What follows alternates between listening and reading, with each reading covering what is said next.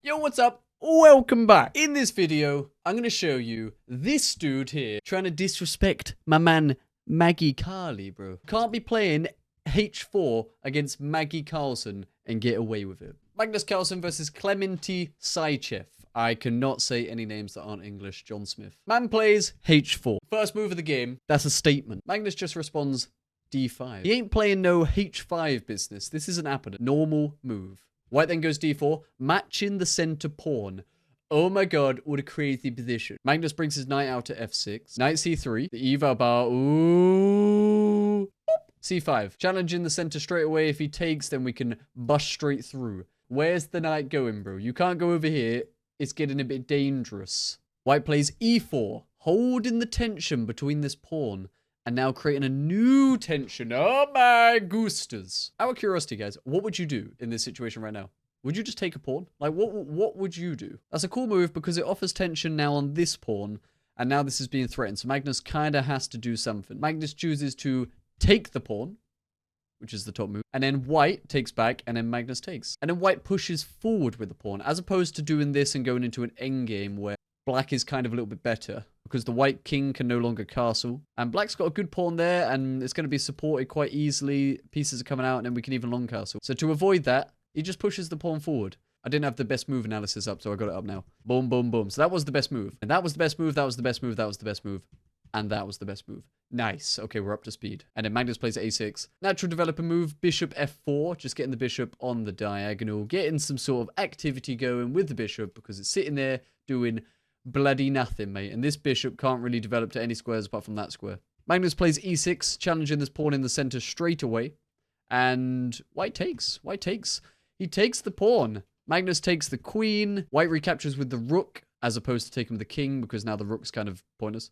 And black recaptures with the bishop. Important to not recapture with the pawn here, because then you have two kind of isolated pawns in the center of the board. You don't really want this pawn structure for no reason when you could just recapture with the bishop and then connect these pawns later. White plays knight h3. White actually doesn't care about this pawn because if you do just take this pawn, it's not so good because it's unclear, but this move just kind of puts the bishop completely out of the game. You kind of want to keep your bishop on the board, so that's not really a free pawn as much as it does look like it. Magnus then goes h6. I feel like Magnus just loves a h6 and he loves a a6. He loves these two moves, and it just makes the whole structure just come together. Bishop retreats, attacking this pawn over here. Magnus goes knight c6, which is a lovely move, because now we're thinking about jumping over here. These pawns are looking weak, so you kind of have to defend this move, right? Nope, we go knight f4, and we don't even care, apparently. Engine doesn't like it. Engine's best move was this move, just to stop this, because this is a danger. But white plays that, and then you know how we talk about how you can't really take this pawn? Well, now you actually can. The reason is if you play something like this now, you can just protect it. And that is actually what happens. And then a cool move from white here. Just rook d2. Rook d2. Great move. People have been asking what a great move is. And I'm pretty sure the definition of a great move is it's the only move to keep the balance or keep the win or keep the position. Please tell me if I'm wrong there. But I'm pretty sure that's what I understand it to be. Magnus goes after the pawn. Now he's got two attackers on this pawn. How do you defend this pawn? What do? You bring your king into the game.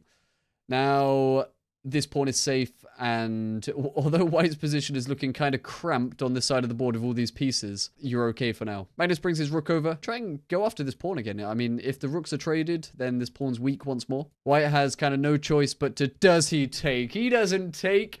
Boom! King to the side. Well, like I'm supporting this dude more than supporting Magnus this game. No, no, no, no, no. Magnus, you'll have your time. Because if he did just trade off, that's not very good for white.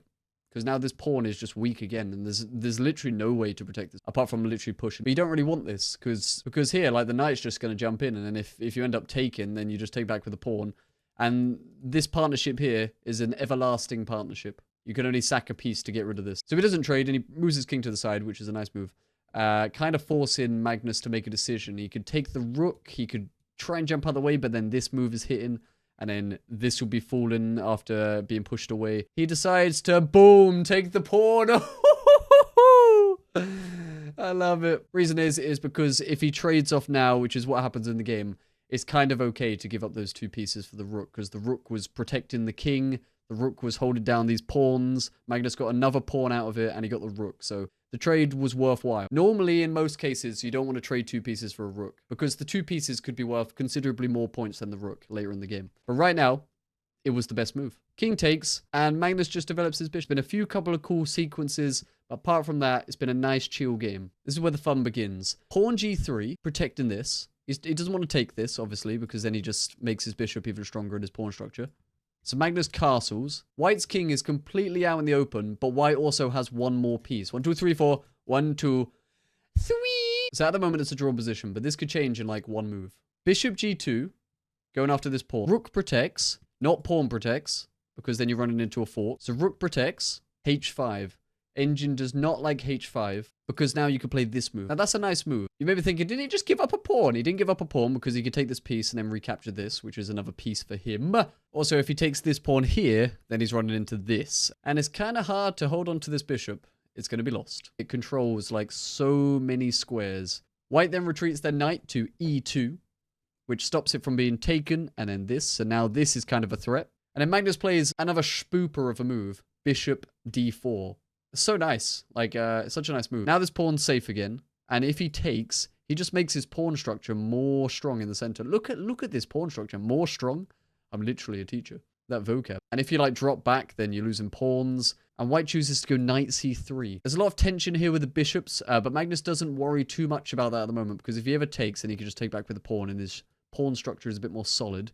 This pawn is under attack at the moment from the knight. But I think there's bigger fries to fish. Magnus plays b5. Look at these triple pawns on this side of the board compared to what white has. So it's better to focus your attention on this side of the board. And if white ever takes this pawn here, it's kind of losing some initiative. Because if white takes, then now you take in here. And then once you take back, this pawn's now weak. And surprisingly, white actually takes that pawn. And Magnus takes another great move. Pawn takes back. You've got an isolated pawn here. He's got a 1 versus 3 situation. So the only move in the game that Magnus didn't play the top engine move was this move right here.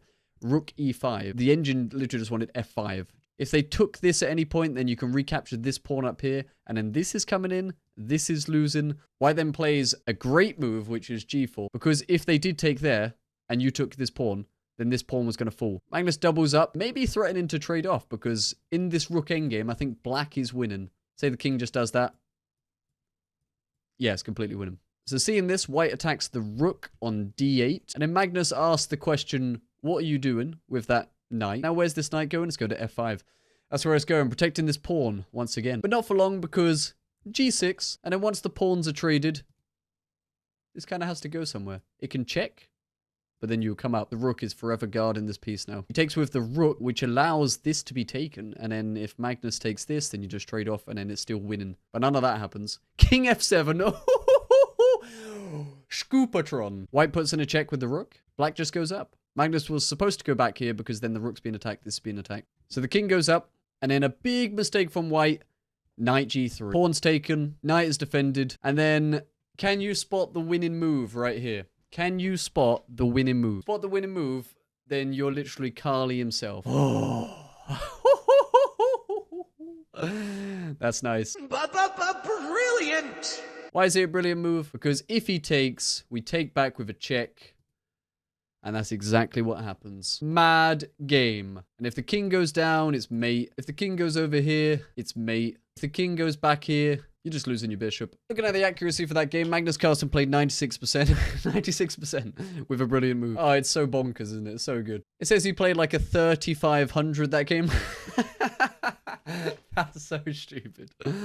Oh my god. I don't trust the rating system, but that's funny to just say, isn't it? And that's the video, guys. Drop a like, have a good day, and see you later.